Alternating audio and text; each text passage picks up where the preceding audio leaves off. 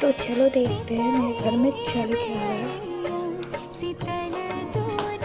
यहाँ मेरा भाई इसको कुछ काम धाम नहीं है, बस ये कंप्यूटर देखेगा और कुछ लेना देना नहीं है। और ये है मेरी माता श्री जो हर वक्त किचन में मिलेगी आपको। क्या बन रहा है आज?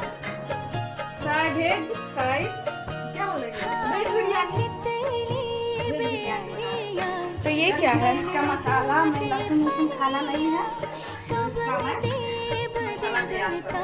आज पनीर भी बन रहा है, मैं एक पनीर ले लेती हूँ। पनीर नहीं देना, प्रसाद बहुत रखा है, प्रसाद खा लो,